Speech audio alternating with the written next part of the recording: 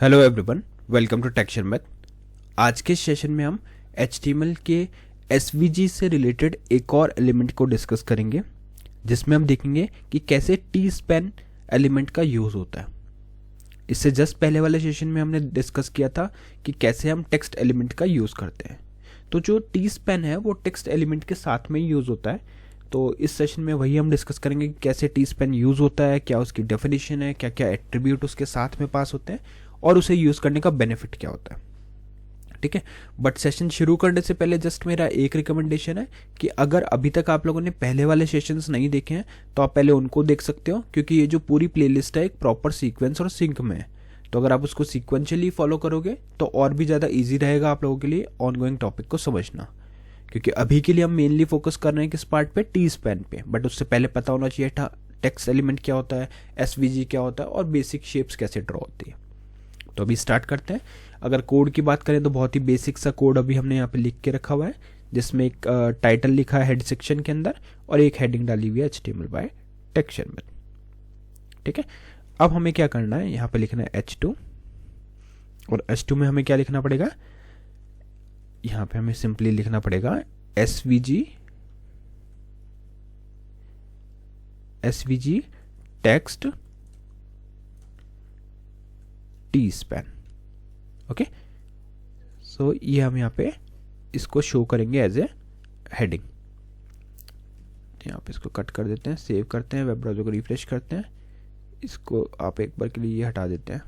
ठीक है, सेव किया, रिफ्रेश किया, तो यहाँ पे आपको ये दिख रहा है T-span एलिमेंट लिख देते हैं साथ में। तो ये हमारा फर्स्ट हेडिंग जो हमें ऐड करना था वो हमने इसमें ऐड कर दिया।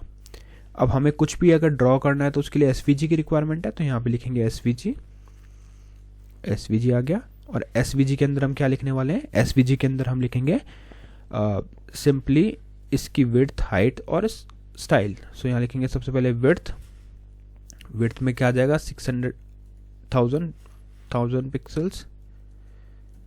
फिर हम लिखेंगे इसकी हाइट हो जाएगी 500 पिक्सल और फिर इसको हम स्टाइल देके बॉर्डर अप्लाई कर देंगे, border 5px solid black. Save, refresh. तो अभी आप देखोगे यहाँ पे हमारे पास एक प्रॉपर SVG स्क्रीन पे ऐड हो गया। ठीक है, अब नेक्स्ट हमें क्या करना है, एक टेक्स्ट ड्रॉ करना है। फिर मैं आपको बताऊंगा उस टेक्स्ट के साथ में T-span को कैसे यूज कर सकते हैं। ठीक है, तो पहले तो मैं एक नॉर्मल टेक्स्ट ऐड करके दिखाता हूँ, फिर T-span का हम यूज करेंगे। तो उसके लिए आपको यहाँ पे टेक्स्ट एलिमेंट यूज करना है जो पहले सेशन में डिस्कस हुआ था, और इस टेक्स्ट एलिमेंट में हम अपना एक टेक्स्ट डाल देते हैं, दी टेक्सचर मैथ पॉडकास्ट। ये हमने यहाँ पे एक टेक्स्ट लिख दिया। ठीक है, अब इस टेक्स्ट एलिमेंट के अंदर कुछ एट्रीब्यूट डालने हैं, जैसे हमने x डाल दिया 5, ठीक है, y डाल दिया हमने 30, फिर हम डाल देंगे इसमें फिल मैंने डाल दिया इसका ब्लू। ठीक है, फिल में हमने डाल दिया ब्लू कलर, और फिर इसके बाद में हम इसको देंगे फ़ॉन्ट साइज। तो फ़ॉन्ट साइज में डाल देते हैं फ़ॉन्ट साइज इक्वल 35। सेव किया, रिफ्रेश किया। जैसे इसको हम रिफ्रेश करेंगे तो कुछ इस तरह से आपको यहाँ पे टेक्स्ट शो हो रहा है। अब रिक्वायरमेंट समझते हैं। रिक्वायरमेंट हमारी ये है कि इस पूरे द टेक्सचर मैथ पॉडकास्ट के अंदर में मुझे सिर्फ लास्ट वाले 2 वर्ड्स हैं वो डिफरेंट वे में शो करने हैं।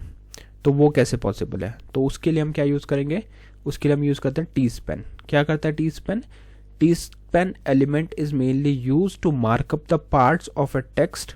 ठीक है, तो टेक्स्ट का कोई भी पार्ट है उसको मार्कअप करना है, तो उसके लिए हम क्या यूज करेंगे, T-span। ठीक है, और ये T-span जो होता है वो must be child of text element और अनदर T-span एलिमेंट। तो T-span क्या होगा, या तो आपका जो भी टेक्स्ट है उसी का चाइल्ड एलिमेंट होगा, या फिर T-span खुद का चाइल्ड एलिमेंट होगा। तो ये चीज़ आपको ध्यान रखनी है कि विदाउट टेक्स्ट आप T-span डायरेक्टली अप्लाई नहीं करोगे, या तो T-span के अंदर T-span का यूज़ करोगे या फिर टेक्स्ट के अंदर T-span का यूज़ करोगे। ठीक है, एट्रीब्यूट की बात करें तो वहाँ पे भी सिमिलर ही होते हैं एट्रीब्यूट्स। जैसे यहाँ पे हमने देखा था टेक्स्ट के लिए x, y, dx, dy, rotate और टेक्स्ट लेंथ, तो वही सेम चीज़ हमारे पास दूसरे उसमें भी होनी चाहिए। मतलब जो हम बात कर रहे हैं अभी T-span, उसमें भी यही सारे एलिमेंट्स आपको पास, यही सारे एट्रीब्यूट्स आपको पास करने हैं।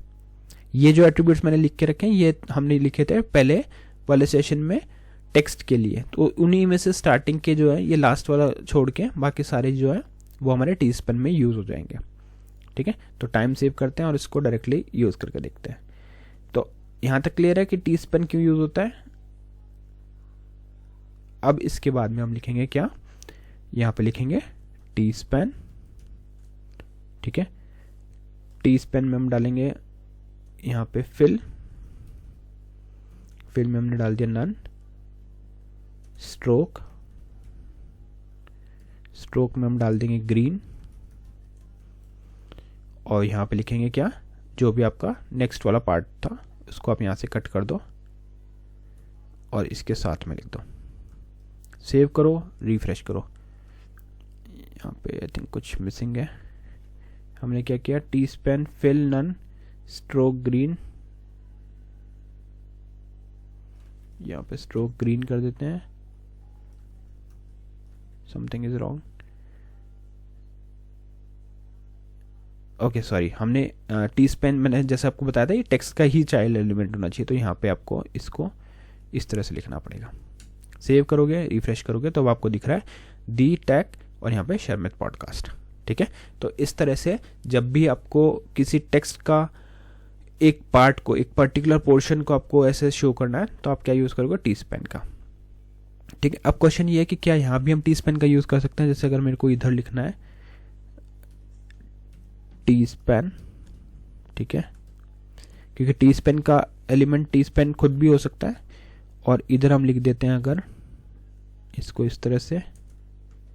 ठीक है, और यहाँ लिखेंगे फिल रेड, सेव करेंगे, रिफ्रेश करेंगे तो आप देखोगे दी टेक्सचर में पॉडकास्ट आपको यहाँ पे स्क्रीन पे लिखा हुआ दिख रहा है, जिसमें से हमने ये जो पूरा डिज़ाइन इम्प्लीमेंट किया वो किसके थ्रू किया, टेक्स्ट और टी स्पेन के लिए।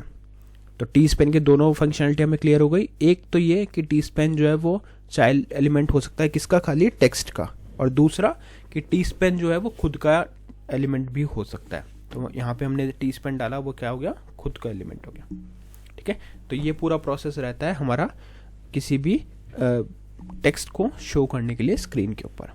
तो आई होप ये पूरा एंटायर प्रोसेस जो है वो आपको क्लियर हुआ होगा कि कैसे हम टी स्पेन एलिमेंट का यूज़ करते हैं टेक्स्ट को ड्रॉ करने के लिए स्क्रीन पे। ठीक है, अब इसकी प्रैक्टिस करने का सबसे बेस्ट वे है कि आप इस चीज़ को खुद से इम्प्लीमेंट करके देखो। एक सिनेरियो आप खुद से बना सकते हो। जैसे अभी हमने यहाँ पे एक बड़ा सा टेक्स्ट लिखा और फिर उसके कुछ पार्ट में हमने कुछ फंक्शनलिटी अप्लाई किया, कुछ में कुछ अप्लाई किया, तो वैसे एक एक करके आप ये सारे एट्रीब्यूट्स है वो ट्राई कर सकते हो कि अगर आपको कोई पर्टिकुलर वर्ड जो है उसको रोटेटेड शो करना है तो टी स्पेन के साथ में रोटेट कैसे होगा, टी स्पेन के साथ में और भी क्या क्या चीज़ें इंप्लीमेंट हो सकती है, ये सारी चीज़ें आपको अब आपसे खुद से देखनी है। इन केस अगर आपको कोई भी इशू आता है या कुछ आपको लगता है कि ये चीज़ इंप्लीमेंट नहीं हो रही तो आप उसको डायरेक्टली मेरे को कमेंट सेक्शन में शेयर कर सकते हो। मैं उसका सॉल्यूशन आपको फिगर आउट करके आपको या तो एक, अगर टॉपिक बड़ा हुआ तो एक वीडियो जनरेट कर दूंगा, अदरवाइज जो भी डिस्कशन होगा वो अपन कमेंट सेक्शन में कर सकते हैं। तो आई होप ये तो एटलीस्ट आपको पूरा प्रोसेस क्लियर हुआ होगा कि टेक्स्ट एलिमेंट कैसे यूज़ होता है और टेक्स्ट कैसे यूज़ होता है। दोनों इंपॉर्टेंट इसलिए क्योंकि दोनों एक साथ में ही यूज़ होते हैं। जैसा हमने टेक्स्ट एलिमेंट के लिए भी देखा कि टेक्स्ट एलिमेंट तभी यूज़ होगा जब आपने वहाँ पे उसको टी स्पेन तभी यूज़ होगा जब आप उसको टेक्स्ट एलिमेंट के साथ यूज़ कर रहे हो या फिर टी स्पेन को सेपरेटली यूज़ कर रहे हो, टी स्पेन के साथ में यूज़ कर रहे हो। ठीक है, सेपरेटली नहीं, या तो आपको टेक्स्ट के साथ यूज़ करना है या उसको उसी के अंदर यूज़ करना है। तो it should be a child of either text element और itself of T Spain element. Clear?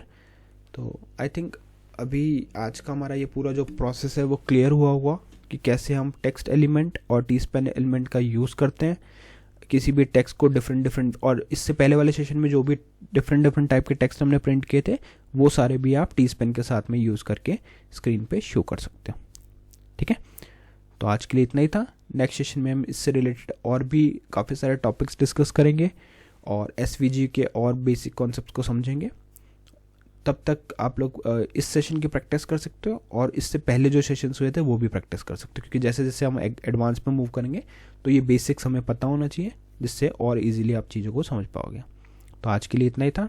C you in the next session. So thank you for watching tech Sharmit.